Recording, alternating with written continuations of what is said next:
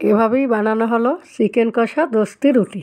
Hello বন্ধুরা, Ghosh kitchen থেকে আপনাদের সবাইকে নমস্কার। আশা করি ঠাকুরের কৃপায় সবাই ভালোই আছেন এবং আমিও ভালোই আছি। আজকের রেসিপি হলো চিকেন কষা এবং দস্তি রুটি।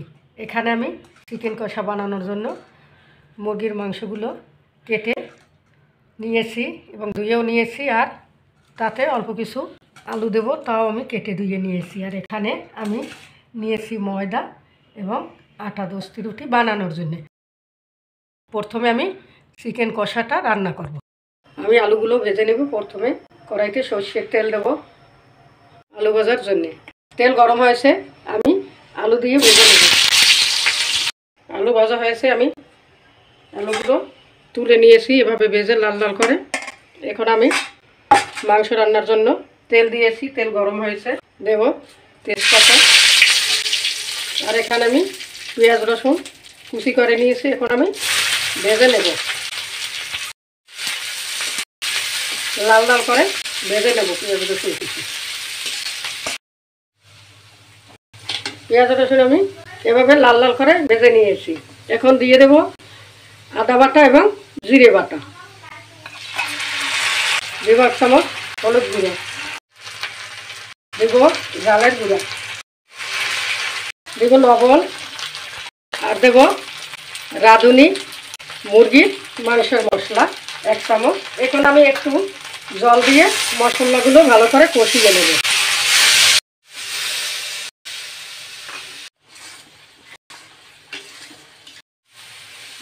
মশলা কষানো হয়ে গেছে, মশলা থেকে তেল ছেড়ে আসছে। এখন আমি দিয়ে দেব মাংস দিয়েও আমি কষিয়ে নেব।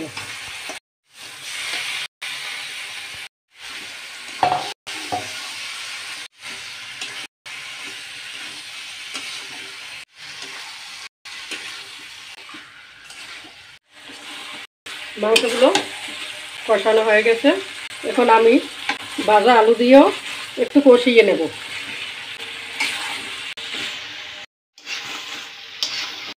মাংস আলু আমি ভালো করে কষিয়ে নিয়েছি।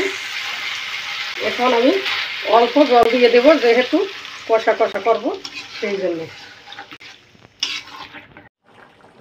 আমি এখন দস্তি রুটির ময়দাগুলো মেখে নেব। দেব ময়দা,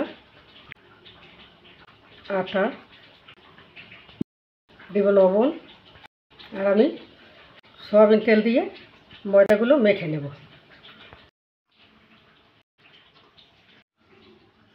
তেল লবণে আমি ময়দাগুলো মেখে নিয়েছি। এখন আমি জল দিয়ে মেখে নেব।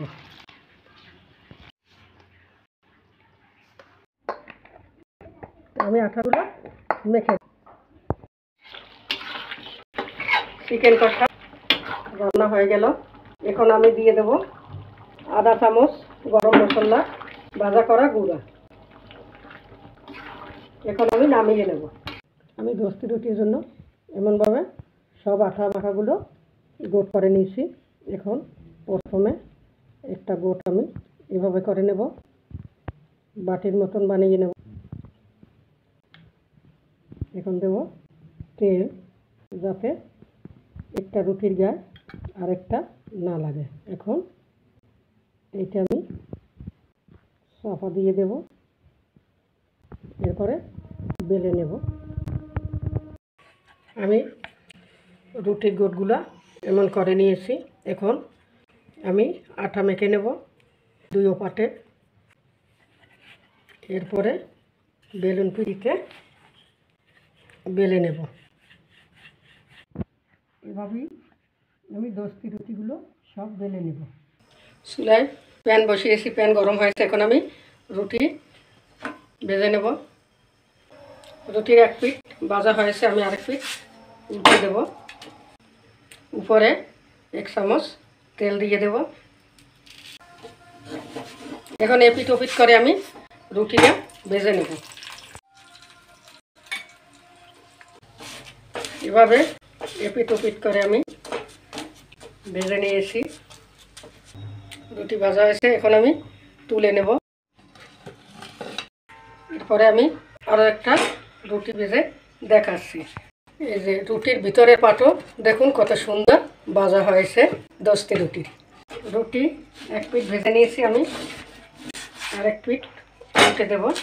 এই পিঠে আমি হাফ চামচের মতন তেল দিয়ে দেব এবং তেলটা ভালো করে মেখে দেব। আমি অপর পিঠেও অমনি হাফ চামচের মতন করেই তেল দিয়ে দেব। বন্ধুরা, এভাবেই বানানো হলো চিকেন কষা 10টি রুটি। 10টি রুটি দিয়ে চিকেন কষা খেতে কিন্তু খুবই মজাই লাগে এবং এই রুটির কিন্তু এপিঠ ওপিঠ দুইও পাটি কিন্তু ভাজা ঠিকভাবে হয়েছে। এভাবেই আমি সব রুটিগুলাই ভেজে নিয়েছি। এই দেখুন কতটা সুন্দর হয়েছে। আর বন্ধুরা, আমার চ্যানেলে 1000 সাবস্ক্রাইব ছাড়িয়ে গেছে ভগবানের কৃপা এবং আপনাদের পাশে থাকার সাপোর্ট পেয়েই আজ আমি এতদূর এগোতে পেরেছি। এভাবেই আপনারা আমার পাশে থাকবেন সব সময়ের জন্য। চ্যানেলটিকে সাবস্ক্রাইব করবেন, লাইক কমেন্ট শেয়ার করবেন। নমস্কার।